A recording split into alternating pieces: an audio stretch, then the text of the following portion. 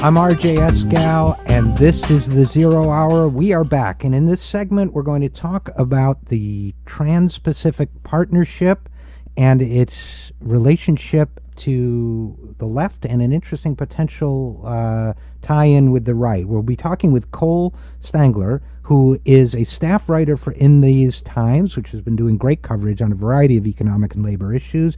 He covers Congress, corruption, and politics in Washington, according to his biography. Cole, I feel like there's some redundancy in that in your job description, Congress, corruption, and politics. Could that be true? Yeah, that's a good point. Hard to argue. Well, thanks for being with us. I don't mean to nitpick. It's great to have you. And you've been writing some great stuff lately, so I wanted to talk to you especially about the Trans-Pacific Partnership and this notion that's come from the right of labeling it Obama trade and criticizing it for its effect on business. And you can tell us a little bit more about it, but you wrote that if Obama trade catches on as a right-wing rallying cry against the TPP, which is a trade agreement, it will probably have something to do with a sparsely attended press conference in which two right-wing business groups joined with Tea Party Nation and the socially conservative Eagle Forum to rail against the TPP and the attempted fast-track vote for it. So tell us a little bit about what you mean by that, if you would. Right, so, most of the opposition to the TPP, and I should also say it's fast-tracking the procedure. That mostly comes from the left, as everyone knows, labor unions, environmental groups, consumer advocacy groups.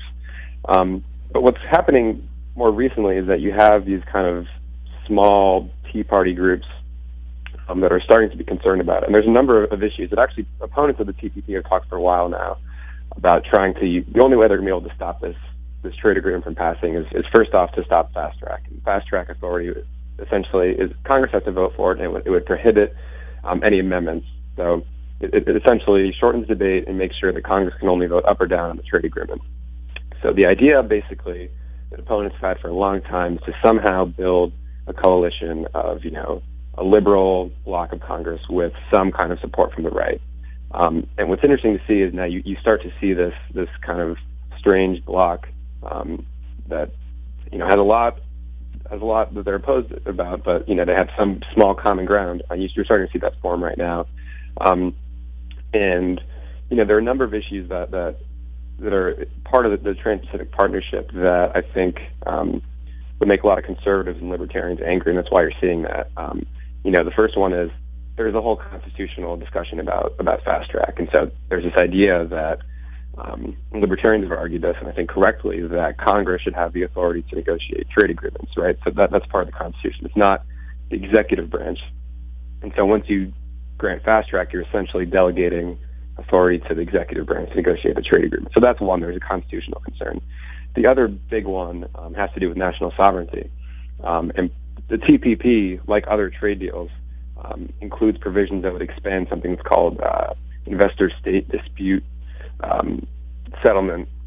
Okay, before we get into that, and I do want to get to that, Cole, but before we get there, just to kind of segment out the two issues, on the one hand, I agree, fast tracking, just for those who don't know, and most people do, it means that Congress can't amend, they can't make changes, they have very, very limited ability to even debate it. It's just yes or no. Are you for it, basically?